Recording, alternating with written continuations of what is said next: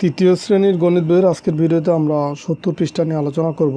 তো 70 পৃষ্ঠা দেখো, এখানে দেওয়া আছে যে গাণিতিক বাক্যে এই 15/3 এর জন্য গাণিতিক সমস্যা তৈরি করি। তো এখানে আমরা দুই ধরনের ভাগ শিখেছি। দুই ধরনের ভাগ কি যে প্রত্যেকে কয়টি করে পাবে আর কতজনকে দেয়া যাবে।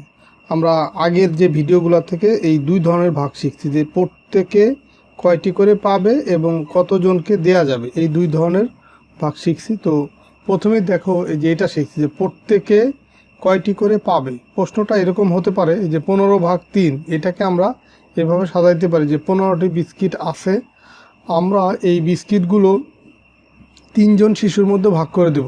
মানে এই 15টা বিস্কিট, এই বিস্কিটগুলো আমরা 3 জন শিশুর ভিতরে ভাগ করে দেব।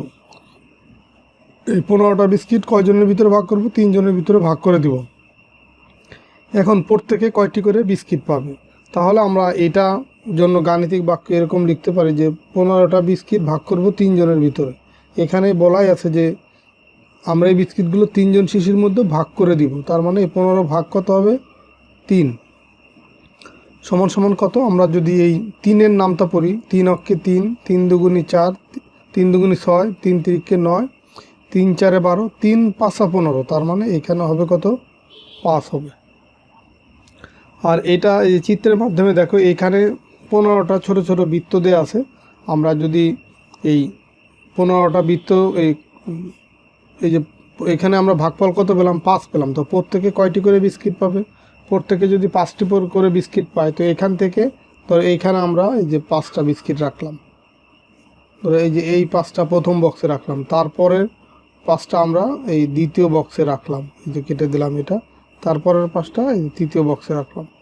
তাহলে আমরা 15টা বিস্কিট যদি 3 জন শিশুর মধ্যে ভাগ করতে চাই এটা, তাহলে প্রত্যেকে 5টি করে বিস্কিট পাবে। তো একই অঙ্ক যদি আবার এইভাবে সাজায় যে কতজনকে দেয়া যাবে সেই হিসাবে, তো আমরা এখানে লিখব যে আমরা 15টি বিস্কিট কিছু শিশুর মধ্যে বিতরণ করব যেন প্রত্যেকে 3টি করে বিস্কিট পায়। তো এই 15টা বিস্কিট এই প্রত্যেকে কয়টা করে পাবে? প্রত্যেকে হচ্ছে 3টা করে পেতে হবে প্রত্যেককে, তেমনভাবে ভাগ করব আমরা। তো কতজন শিশু বিস্কিটগুলো পাবে, তো এটাও আমরা তাহলে এই মোট বিস্কিটের সংখ্যা, আর এইখানে কয়টা করে বিস্কিট দেবো? 3টা করে, এই কারণে ভাগ 3।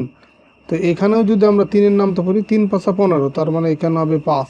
এখন এইখানেও দেখো, এই বিস্কিটগুলো যদি আমরা প্রত্যেককে 3টা করে দিই, মানে একজনকে 3টা করে বিস্কিট দিই, এই যে এখানে দেওয়া আছে 3টা, তো এই 3টা কেটে দিলাম। এই পরের যে 3টা, সেই 3টা আমরা যে এখানে দিলাম, তারপরের 3টা আবার পরের লাইনে দিলাম, তারপরের 3টা এই তারপরের লাইনে দিলাম, এরপরের 3টা এই লাইনে দিলাম। তাহলে দেখো, এই প্রত্যেকে 3টা করে বিস্কিট পাবে, বা এক একজনে যে 3টা করে বিস্কিট পাবে, তাহলে কয়জনকে দিতে পারলাম? 1 2 3 4 5, 5 জনকে দিতে পারলাম। তো এইখানে এরপরে দেখো যে তোমার তৈরি গাণিতিক সমস্যা নিচের খালি ঘরে লিখো। তো এটা আমরা এইখানে যে দুইটা ধরনের, যে প্রত্যেকে কয়টি করে পাবে বা কতজনকে দেয়া যাবে, এই ধরনের সমস্যা আমরা এখানে এরকম দুইটা সমস্যা তৈরি করতে পারি। এবং সেই দুইটা এরকম হতে পারে যে ধরো 18টা মার্বেল আছে, 18টা মার্বেল, এই মার্বেলগুলা যদি 3 জন শিশুর ভিতরে ভাগ করব, মানে 18টা মার্বেল 3 জন শিশুর ভিতরে সমানভাবে ভাগ করব, তো প্রত্যেকে কয়টি করে মার্বেল পাবে, এটা একটা সমস্যা হতে পারে। আবার যে 18টা মার্বেল, এই 18টা মার্বেল যদি আমরা এক একজনকে বা প্রত্যেক শিশুকে ধরো 6টা করে মার্বেল দিতে চাই, সেক্ষেত্রে কয়জন শিশুকে এই মার্বেলগুলো ভাগ করে দেয়া যাবে। তো এই ধরনের সমস্যা তোমরা এখানে লিখতে পারো সাজিয়ে।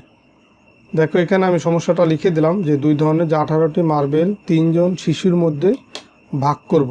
এখন এই প্রত্যেকে কয়টি করে মার্বেল পাবে, প্রত্যেকে মানে হচ্ছে একজন কয়টি করে মার্বেল পাবে।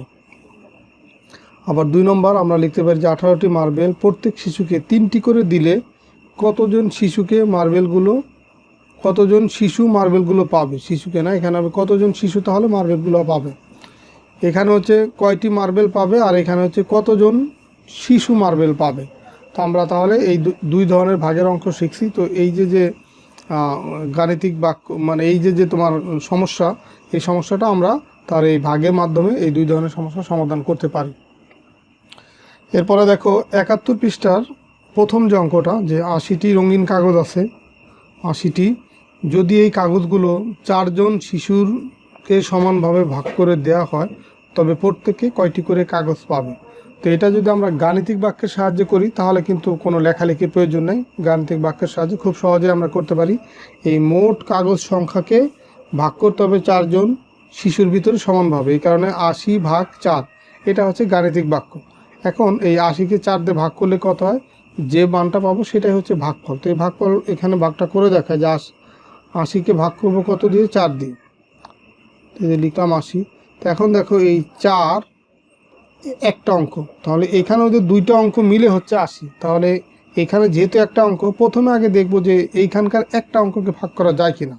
যদি একটা অঙ্ককে ভাগ করা যায় তো একটা অঙ্ককে আগে ভাগ করব, আর যখন একটা অঙ্ককে ভাগ করা যাবে না তখন পরের অঙ্ক মিলে, দুইটা অঙ্ক মিলে যে সংখ্যা হবে সেটাকে ভাগ করব। তো এখানে যেহেতু 8 আছে আর এখানে আছে 4, তাহলে 4 দিয়ে 8কে ভাগ করা যায়, তো এই কারণে 8কেই আগে ভাগ করব। দেখো 4-এর নামটা যদি তুমি পড়ো, 4 দুগুণি কত হয় 8, তার মানে 4 8-এর ভিতরে যাবে 2 বার, 4 দুগুণি কত হবে 8, লিখলাম 8-এর নিচে 8, যেহেতু 8কে ভাগ করতেছি। তো এখন এই 8 থেকে 8 বিয়োগ করলে 0 হয়, বা 8-এ 8-এ যেহেতু মিলে গেল 0 হয়। তো 0-র আগে কোনো সংখ্যা নেই বিধায় সেই 0টা এখানে দিব না। তাহলে এইখানে পরের যে 0 8-এর পরে আছে সেটাকে এখানে নামায় নিয়ে আসবো। আর এইখান থেকে যখনই একটা অঙ্ক আমরা নিচে নামাবো সেটাকে অবশ্যই তখন ভাগ করতে হবে। এখন এই 4 0-র ভিতরে যাবে 0 বার, যখনই এই ভাজকের চেয়ে এইখানকার সংখ্যা, মানে যাকে ভাগ করব, ভাজ্য যে সংখ্যাটা হবে সেটা যখনই ভাজকের চেয়ে ছোট হবে তখন কিন্তু 0 হবে, কারণ সেটা একবারও ভাগ করা যাবে না। তো যদি 0 হয়, এই 0 আর এই 4 গুণ করলে কত হয় 0, 0 দিয়ে যে কোনো সংখ্যাকে গুণ করলে 0ই হয়, মিলে গেল, এখন হবে 0। তো যখন এই যে মিলে গেল, মিলে যায়, উপরের নিচে সংখ্যা যখন মিলে যায় তখন কিন্তু নিচে 0 দিতে হয়, আর এই 0কে ভাগ করার প্রয়োজন নাই। এইখানে 0 হওয়া মানে ভাগ প্রক্রিয়াটা শেষ হয়ে গেল। তার মানে আমরা এখানে ভাগফল কত পেলাম 20। তাহলে 80কে 4 দিয়ে ভাগ করলে আমরা ভাগফল পাবো 20। তাহলে এই অঙ্কটার যদি আমরা গাণিতিক বাক্যের সাহায্যে সমাধান করি তখন এইটা হচ্ছে সমাধান, এই যে 20 হচ্ছে ভাগফল, আর এইটুকু হচ্ছে তুমি সাইডে ভাগ করে তোমাকে দেখাই দিতে হবে। এখন এইটাই দেখো যে এখানে আরও সহজ ওয়েতে ভাগ করা যায়। দেখো এখানে তো আমি ভাগ করে দেখালাম সরাসরি, আর তুমি আরও সহজভাবে এখানে বোঝার জন্য দেখতে পারো এরকম যে এই 80-র যদি 0 আমরা বাদ দিই, যখন এরকম 0 থাকবে শেষে তখন সেই 0কে আমরা বাদ দিয়ে শর্টকাট ওয়েতে ভাগ করতে পারবো। 0 বাদ দিলে এখানে থাকে শুধু 8। তো 4 দিয়ে যদি 8কে ভাগ করি, 4 দুগুণি 8, তার মানে 4 8-এর ভিতরে যাবে 2 বার, তো সেই 2 লিখলাম এখানে। আর এই যে 0টা বাদ দিয়েছিলাম, বা এই 0টা সারা যে 8কে ভাগ করছি, শেষের যে 0 আছে সেই 0টাই যেখানে বসাই দিলাম। তাহলে এইভাবেও আমরা একবারেই করে ফেলতে পারি যে এখানে কত বসবে। তাহলে 20টি করে কাগজ পাবে প্রত্যেকে, মানে প্রত্যেকে 20টি করে কাগজ পাবে।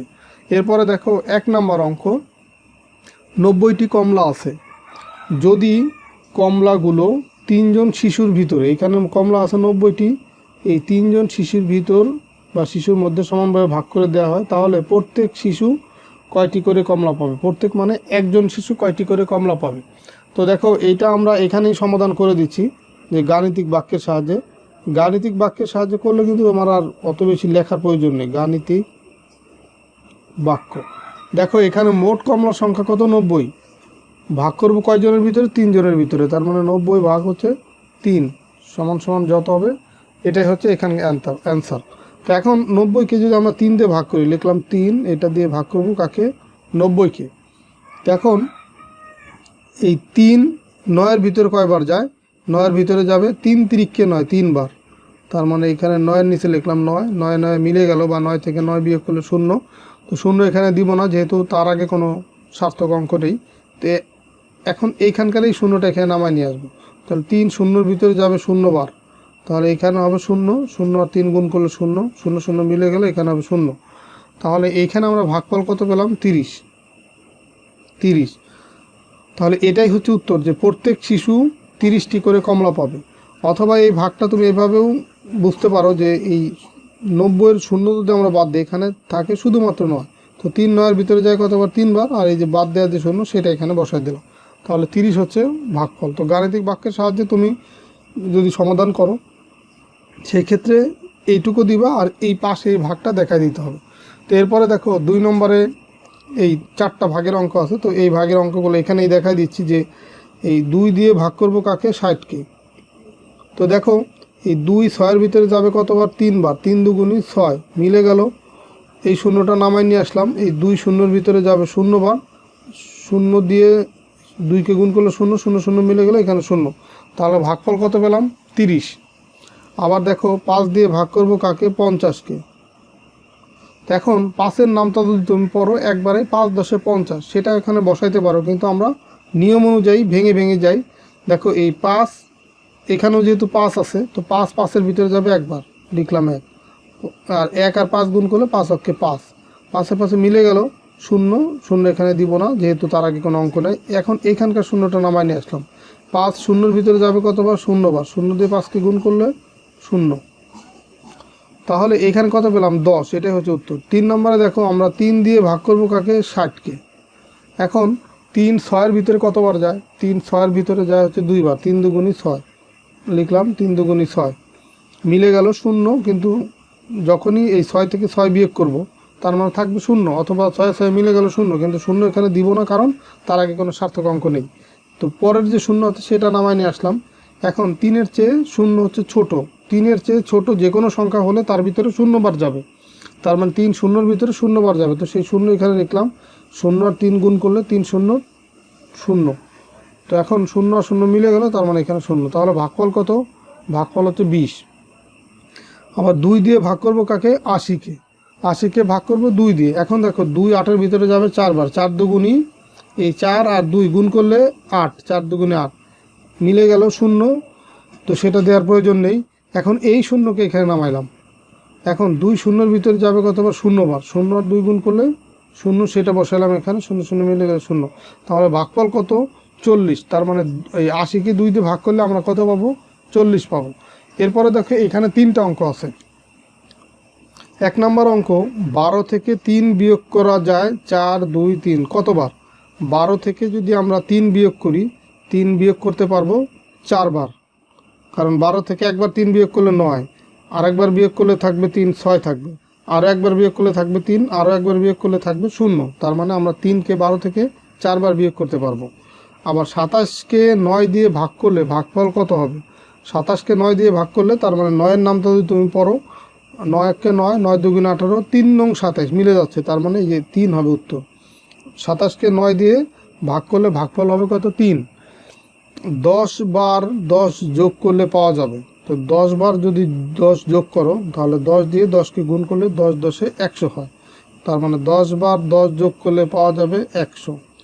তো এই ছিল 71 পৃষ্ঠার আলোচনা। তো আজকের ভিডিওতে আমরা 70 এবং 71 পৃষ্ঠা আলোচনা করলাম আজকের ভিডিওতে। আশা করি এই 70 পৃষ্ঠা এবং 71 পৃষ্ঠা যতগুলো ম্যাথ ছিল তোমরা ভালোভাবে বুঝতে পারছো। তো ঠিক আছে, সবাই ভালো থাকো, সুস্থ থাকো, আর পরের ভিডিওতে আমি 72 পৃষ্ঠা থেকে আলোচনা শুরু করব। আল্লাহ হাফেজ।